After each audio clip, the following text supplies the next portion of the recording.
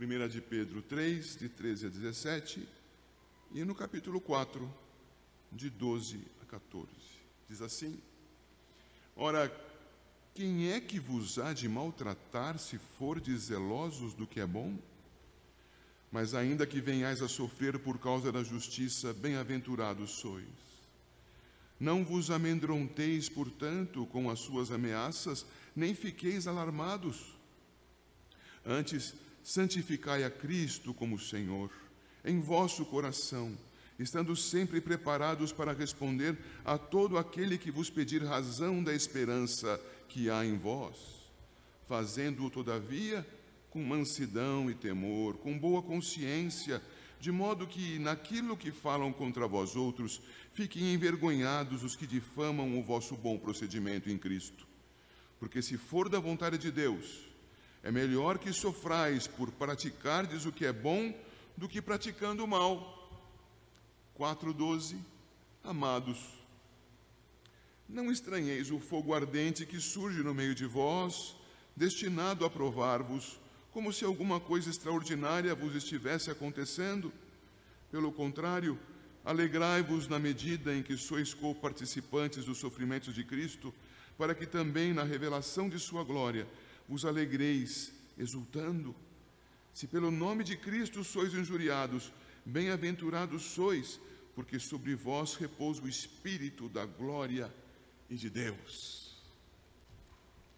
Bem, meus caros, sempre é importante passar aqui e ali alguma coisinha para que alguém que não tenha estado presente anteriormente possa pegar o fio da meada. A Epístola de Pedro foi escrita ao redor do ano 62, 63, às vésperas da primeira das grandes, na verdade, perseguições do mundo gentílico sobre a igreja. O mundo então estava já sabendo do cristianismo, porque o evangelho já vinha sendo pregado por Cristo e por seus discípulos há mais de 30 anos. E o evangelho sendo pregado gerou uma grande divisão entre os judeus, porque houve judeus cristãos e judeus, cabe dizer, anticristãos. E os anticristãos estão perdidos como qualquer outro, porque só em Cristo Jesus há salvação. Entretanto, os judeus gozavam de algum apreço político, econômico, geográfico, institucional dos romanos. E havendo divisão entre cristãos e judeus, judeus preservados, cristãos perseguidos. Inclusive porque os cristãos tinham a mania de dizer que o Senhor era Cristo e não César. Então, Kyrios Christos e não Kyrios César. Kyrios Christos é revolucionário. Matem esses homens. Pedro, diante dessas circunstâncias, sabia que haveria agravamento na perseguição e que ela já existente não ficaria como estava, ela ficaria pior. Como disse ontem, Pedro era um homem que vivia no tempo com os olhos abertos e que buscava a Deus em oração, buscava o Senhor para a solução das questões da existência, sabendo das questões da existência. Não era um alienado.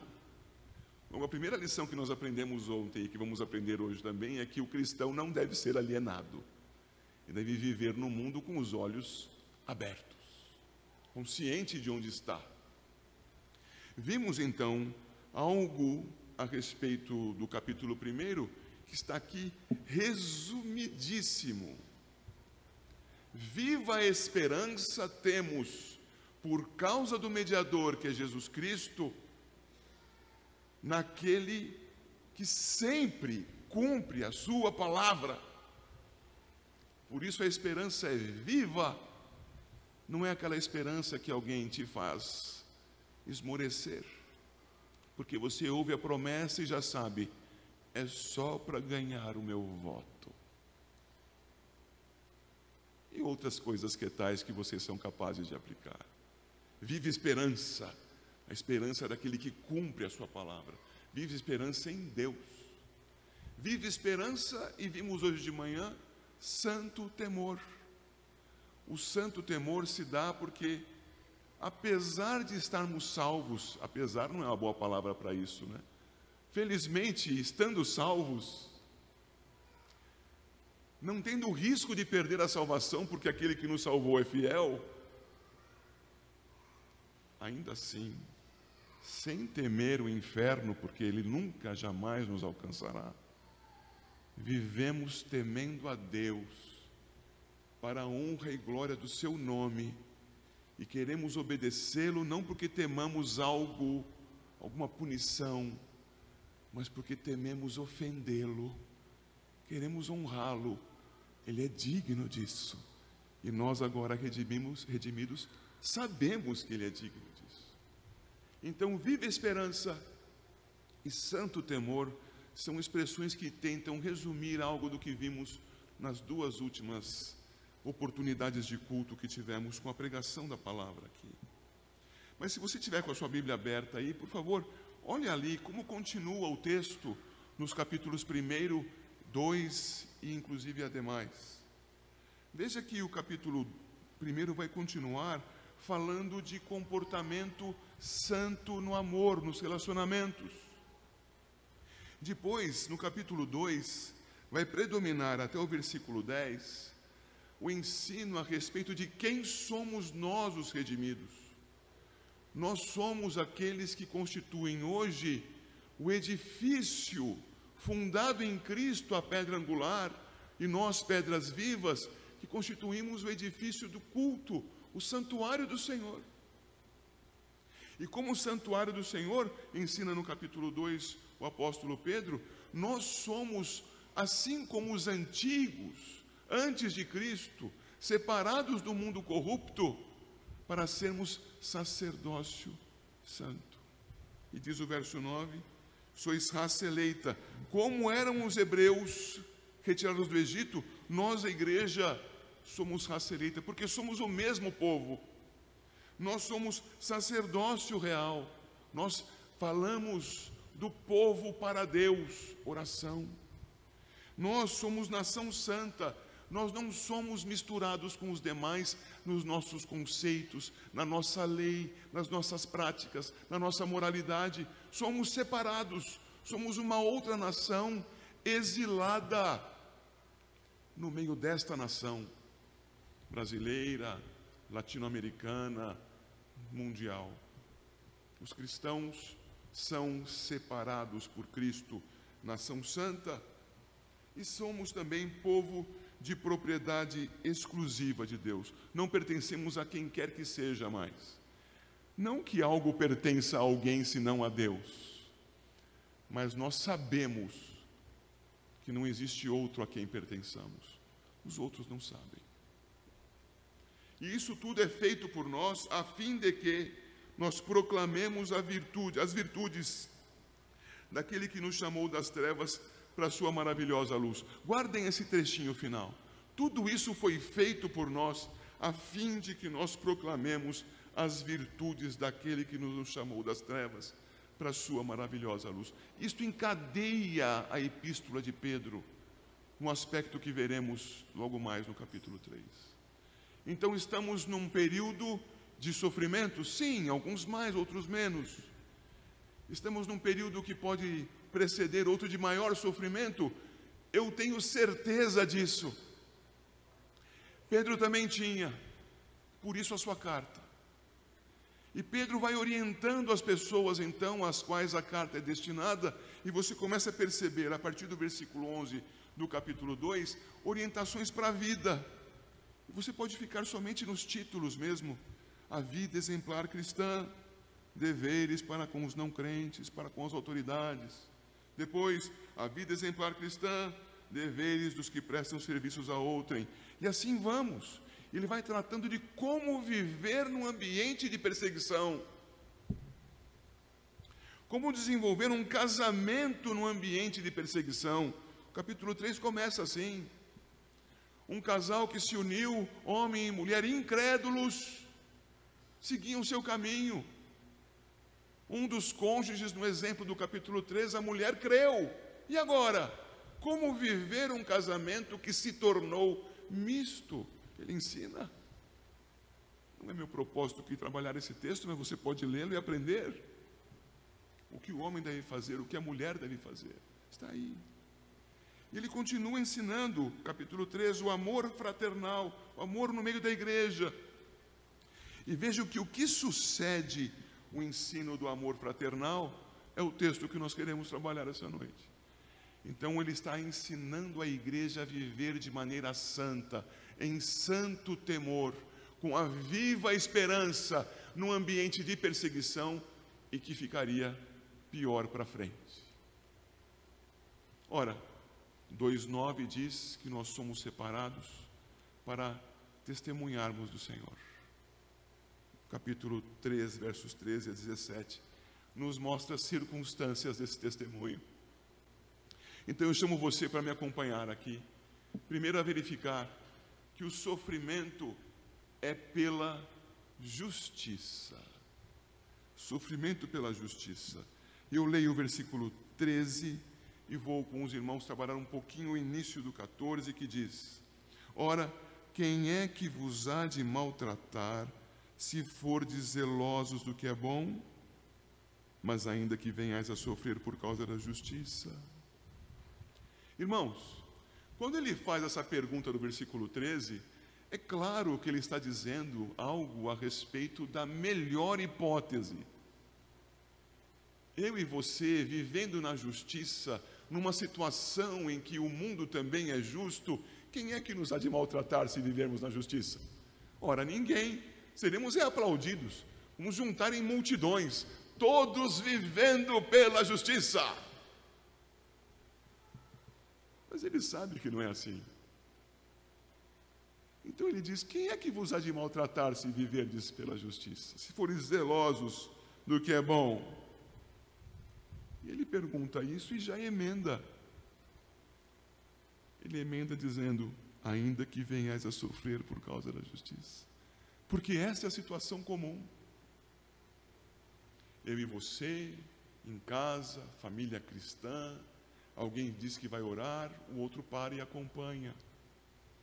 Alguém passa por um problema, compartilha o problema com alguém da família cristã e esse é ouvido. Às vezes acontece algum mal-entendido, mas aquilo logo é resolvido e a família cristã continua adiante. Quem é que vos há de maltratar, se fordes zelosos do bem? Nós temos experiência disso com os nossos irmãos cristãos. No meio da igreja, o pastor resolve numa liturgia colocar a igreja para orar por 20 minutos. E quem é que reclama disso? Ótimo, pastor, vamos orar mais. Quem é que vos há de maltratar, se fordes zelosos do que é bom?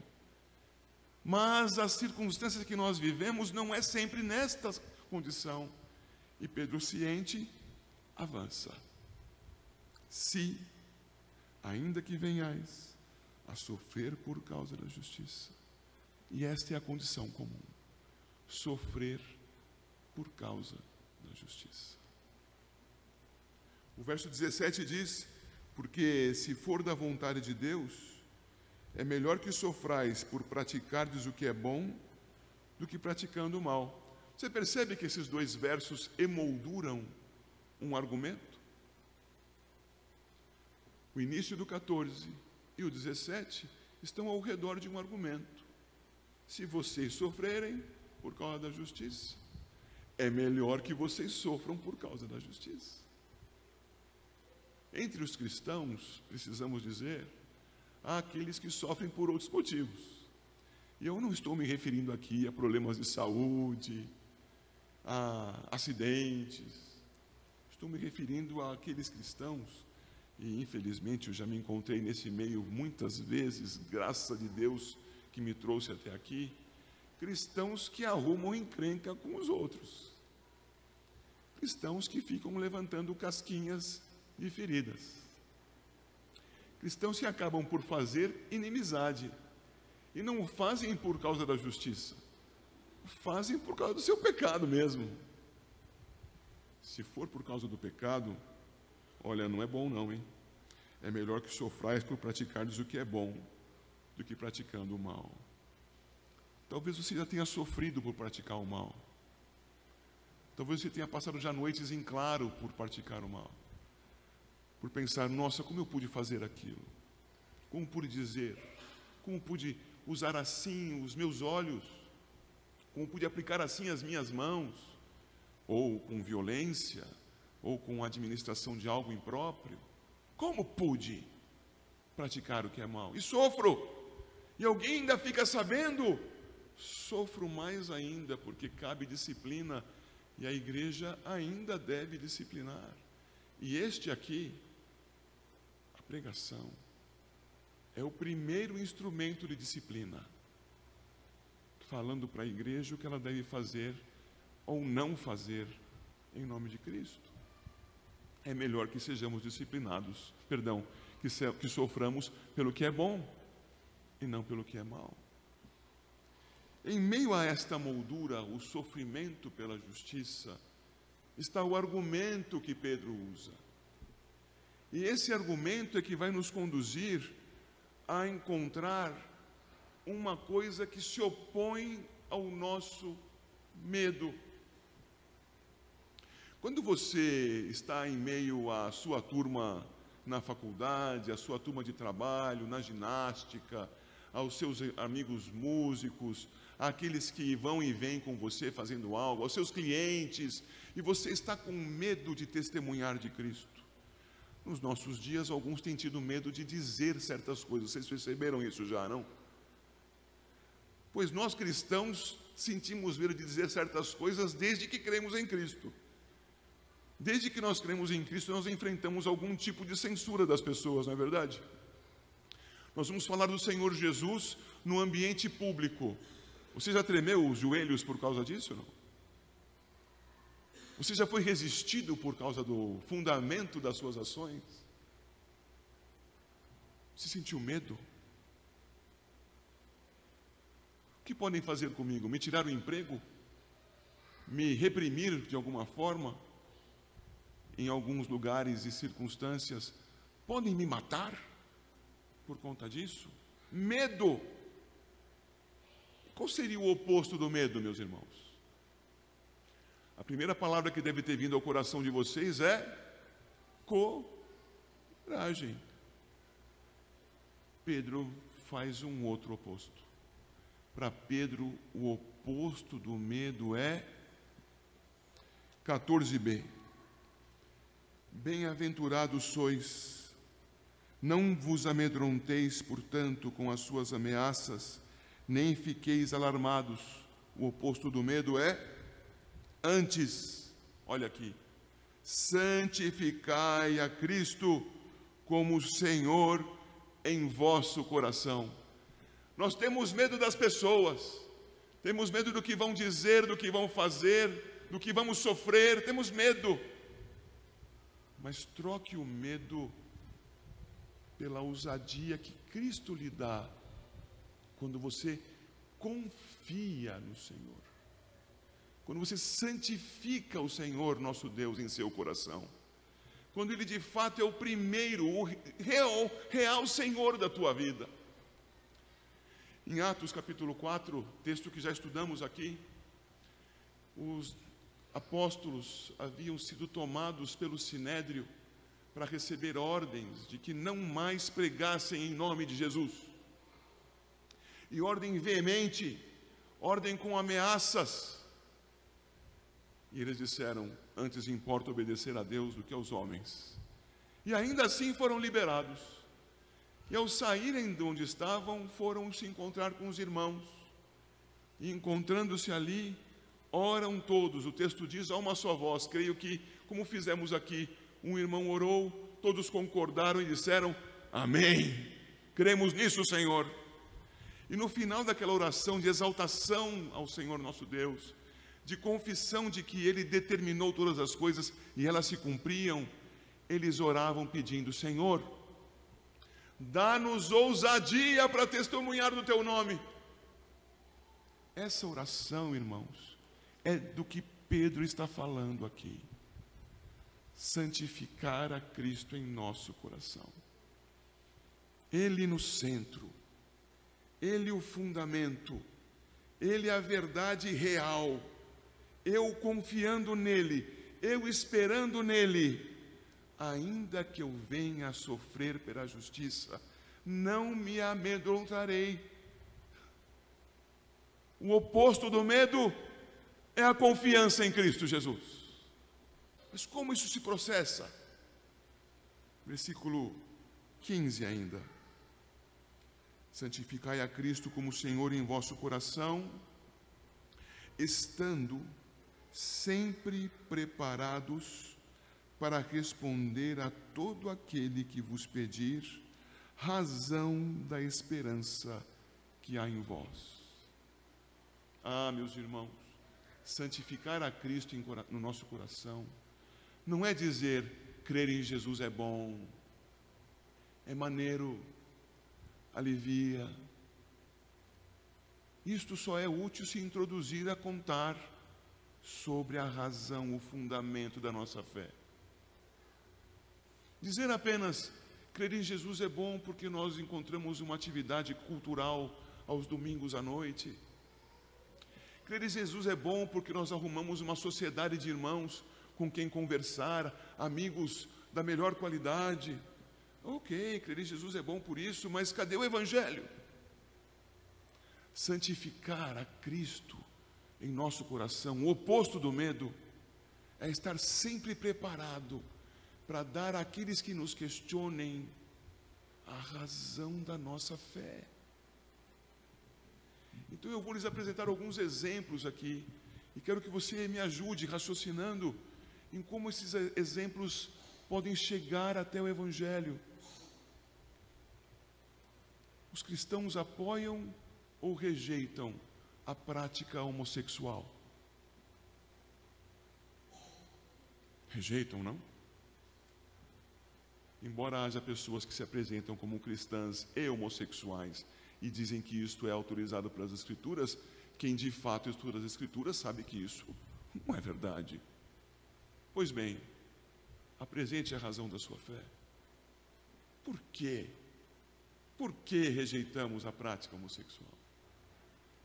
Então você vai começar a responder que a sua fé, a razão da sua fé, passa desde a criação, com o Senhor fazendo um homem e uma mulher, o que também repreende quanto ao adultério. Um homem e uma mulher, o que também impede a bestialidade. Um homem e uma mulher, o que de saída impede o homossexualismo.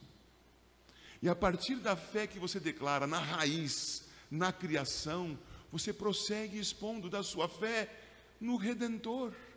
Porque uma vez acontecido o pecado, a queda, a maldade, o desvio, o Senhor ainda preservou um casal.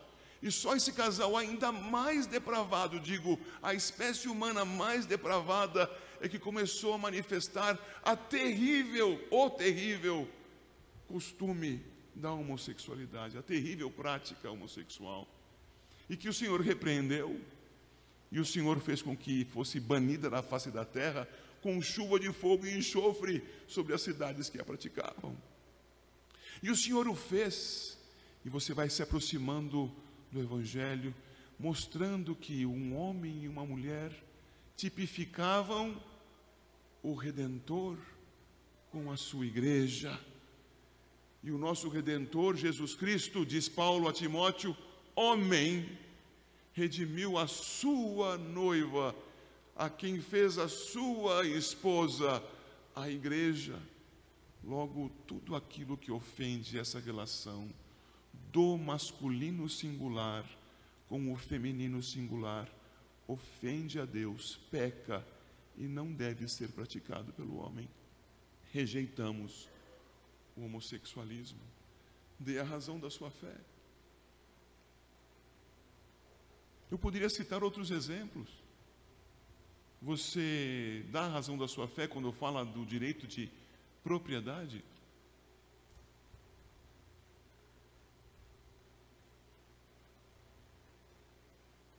Justifique com fidelidade nas Escrituras um direito como esse. E eu lhe respondo: quem é o dono de todas as coisas? O Deus Todo-Poderoso, Criador dos céus e da terra. E o Deus Todo-Poderoso colocou a administração da terra sob o poder de um homem. O homem é o chamado gerente da terra. E o Senhor disse ao homem que ele tinha tudo para gerenciar. O tempo passou e vem um tal de Abraão sobre a face da terra. E Deus lhe promete o quê? Terra para si e para o seu povo. O tempo passa e o Senhor liberta o seu povo do Egito para levá-lo à terra prometida para o povo. E quando o Senhor liberta o povo, Ele diz: povo meu, eis aqui as minhas leis, dentre elas esta: não furtarás. E o que é furtar? É tomar do outro a propriedade dele. É dito: não assassinarás. E o que é assassinar? É tomar do outro a vida dele. Nós temos aí o aparecimento do direito de propriedade, que se consubstancia quando chega o povo até a terra prometida e cada tribo recebe o seu quinhão, terras, propriedades para as tribos. O nosso Senhor Jesus, o dono dos céus e da terra, o que reina sobre tudo e sobre todos, jamais contradisse a propriedade. E em suas parábolas, pense em Lucas capítulo 15, ele diz da dracma, ele diz da ovelha, propriedades das pessoas, e diz do filho que dissipou as propriedades do seu pai, e em nenhum momento condenou a propriedade. Nosso Senhor Jesus, a favor da propriedade, pois o próprio Deus encarnado. Você consegue dar razão da sua fé? Os assuntos surgem todos os dias, em todos os ambientes. Você consegue dar razão da sua fé? Em que você crê? Por que crê assim? É importante que nós saibamos as Escrituras para responder. Podemos ter clonagem? Sim ou não? Por quê? Podemos ter transgênicos? Sim ou não? Por quê? Podemos favorecer um governante que é famoso por ser um bandido? Sim ou não? Por quê? As Escrituras têm as respostas, mas nós voltamos as costas para elas. Queremos dar as nossas próprias. E então o que acontece? Nós rejeitamos as 3 virtudes que vêm a seguir. Porque quando alguém não tem razão, ele usa da força para o convencimento. Vejam quais são as 3 virtudes. Verso 16. Fazendo-o todavia com, primeira virtude, mansidão e temor.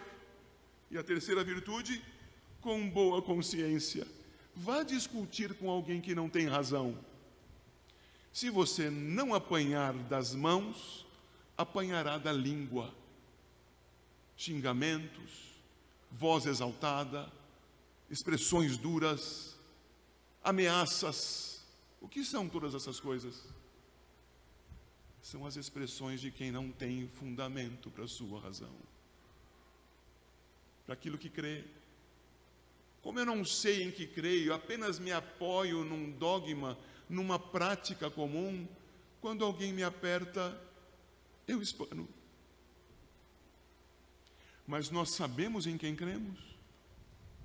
Sabemos o que as Escrituras ensinam a respeito da razão da nossa fé. O verso 15 disse: santificai a Cristo como Senhor em vosso coração, estando sempre preparados para responder a todo aquele que vos pedir razão da esperança que há em vós. Como o faremos? Mansamente. Responderemos às pessoas. Você quer ouvir? Eu vou responder. Infelizmente, muitos que fazem perguntas querem apenas fazer perguntas. Muitos com os quais conversamos, na verdade, querem apenas falar. Não querem ouvir. Mas se houver a oportunidade de você falar, faça isso com mansidão. Eu sei em quem tenho crido, diz o hino, estou bem certo que é poderoso. Guardará sim o meu tesouro. Ah, é? Então está seguro? Fala tranquilo. Eu tenho a experiência de não ter feito isso. Tenho a experiência de receber resistência e de levantar a minha voz e de esbravejar. Eu não sabia em que cria. Eu não conhecia as Escrituras. Eu não ligava assuntos entre si. Então, quando eu não fugia da conversa, eu brigava. Como você está? Com mansidão, vamos responder o que as Escrituras ensinam. Isto santifica a Cristo em nosso coração. Com temor, segunda virtude, temor do Senhor. Nós não devemos temer os nossos inimigos. O que eles podem fazer conosco? Matar-nos. Ora, pode vir, mate de uma vez. O céu glorioso me aguarda. Os antigos, as primeiras testemunhas, os mártires do segundo século, faziam piada com as chamas de uma fogueira. Você vai me queimar na fogueira? Pois a minha dor na fogueira durará pouco tempo, a sua dor será eterna.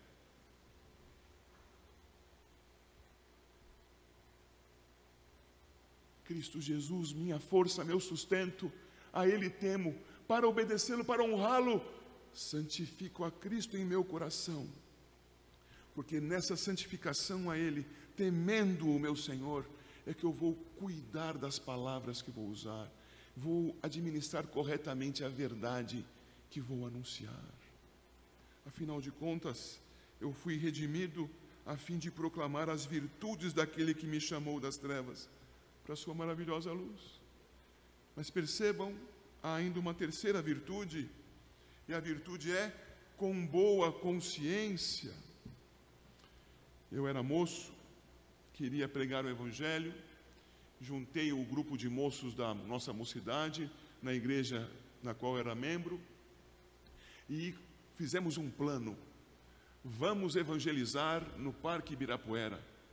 Vamos fazer lá uma sessão de ginástica e depois, quando as pessoas estiverem envolvidas, a gente prega o Evangelho.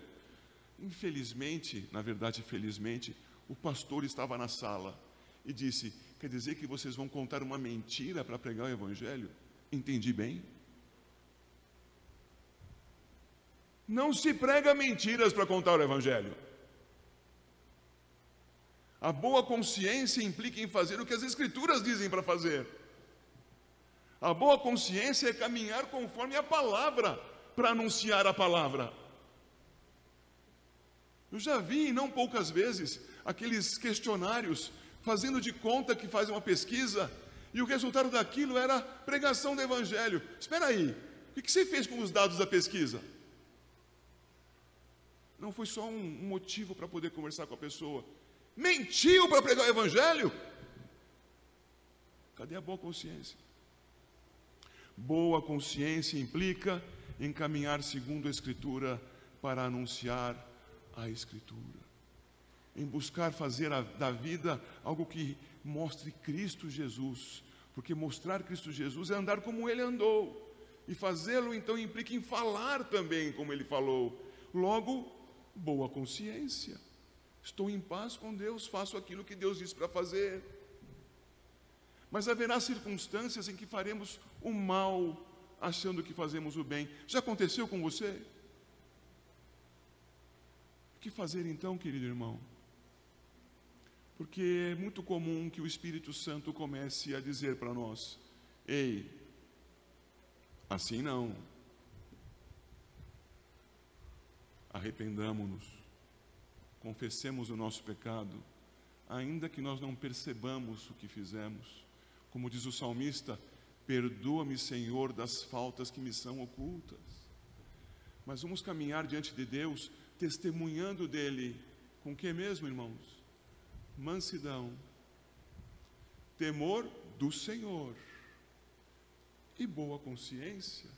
Assim santificamos a Cristo em nosso coração, nas perseguições, vivendo para a justiça. Isto produz dois efeitos.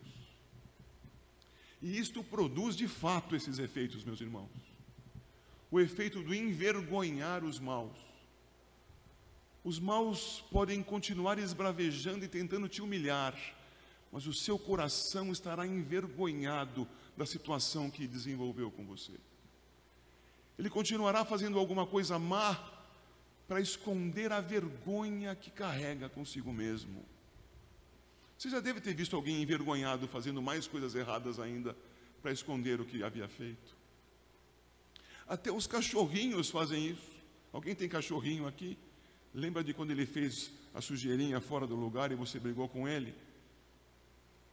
Os cachorrinhos baixam a cabeça, baixam o rabo e vão roer uma mesa. E vão pular em alguém, e vão correr para ali ou para lá. Até eles vão tentar esconder os seus erros. Que dizer dos homens? Um erro não justifica outro. E é assim que as coisas começam a acontecer. E os maus vão se mostrando envergonhados. Você já deve ter passado pela situação de algum mal ofender a você e você se aproximar para acertar as contas mansa e humildemente, chamando para o acerto em paz. E você vê na face do ímpio o empalidecimento. Ele não sabe o que fazer. E em dado momento ele consente com o seu chamado. Por vezes você mesmo toma a iniciativa de pedir desculpas sem ter errado. E o ímpio empalidece, era meu o erro. E ele então entra em acordo com você, envergonhado. Paulo, ensinando aos romanos no capítulo 12, diz que se alguém ofender a você, você retribua com a paz do Senhor. E sabe o que Paulo diz que vai aparecer na cabeça da pessoa ofensora? Brasas.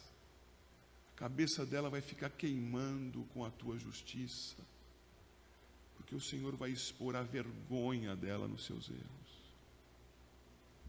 Queridos irmãos, o texto nos fala que essas pessoas vão se envergonhar. Verso 16: de modo que, encontrou aí? Naquilo em que falam contra vós outros, fiquem envergonhados os que difamam o vosso bom procedimento em Cristo. Siga na justiça, irmão. Não abandone o caminho da verdade. Mas há um segundo efeito, um efeito belíssimo. A alegria dos santos no Espírito. E a alegria dos santos no Espírito está aqui no trecho que lemos há pouco, de 12 a 14. Alegria, verso 14. Se pelo nome de Cristo, capítulo 4, de 12 a 14. Se pelo nome de Cristo sois injuriados, bem-aventurados sois, felizes sois, satisfeitos sois, porque sobre vós repousa o Espírito da glória e de Deus. Lá estavam Paulo e Silas, estavam em Filipos, testemunham do Senhor. No testemunho que fazem do Senhor, uma moça que dava lucro para alguns homens, sendo possuída por espírito maligno, é liberta em nome de Cristo Jesus do poder do demônio e dos seus possuidores. Resultado da justiça, uma surra de varas e a prisão no mais fundo calabouço. O que faziam aqueles homens? Louvavam a Deus, exultavam ao Senhor. Bem-aventurados sois, porque sobre vós repousa o Espírito da glória e de Deus. Debaixo do sofrimento por causa de Cristo, vem alegria no coração crente, exultação, porque nós vivemos segundo a viva esperança, em santo temor, e vemos o Senhor agindo em nós. É a sua experiência, irmão.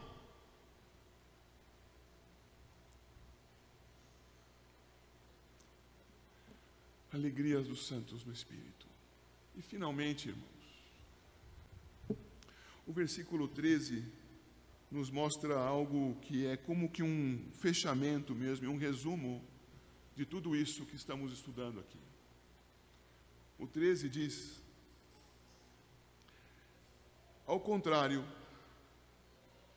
ao invés de estranhar o fogo ardente que surge, pelo contrário, alegrai-vos na medida em que sois, número 1, coparticipantes dos sofrimentos de Cristo, para que também, número 2, na revelação de sua glória, vos alegreis exultando. Hoje, os cristãos, como Paulo ensinou lá em 1 Timóteo, capítulo 3, verso 14, ele ensina lá: aqueles que querem andar piedosamente serão perseguidos. Me veio aqui uma dúvida quanto a essa referência, mas o texto é esse. Confira lá. Os que querem andar piedosamente em Cristo Jesus serão perseguidos. Que bom. Que bom ser perseguido por causa de Cristo, porque Cristo Jesus sofreu por nós. O texto no capítulo 3 continua dizendo isso a partir do verso 18. Pois também Cristo morreu uma única vez pelos pecados, e segue o texto dizendo do que Ele fez por nós. Nós então com Ele sofremos, então com Ele hoje. Mas é também com Ele depois, para que também na revelação de sua glória vos alegreis exultando. O capítulo 1 nos falou várias e várias vezes da nossa alegria no Senhor, que viria nos resgatar. No seu dia, o dia de Cristo, viria se revelar, viria nos conceder a herança. No dia de Cristo, nós estaremos gloriosos junto ao Rei glorioso, nos alegrando com Ele, logo com Ele aqui nos sofrimentos, com Ele no dia, na sua glória.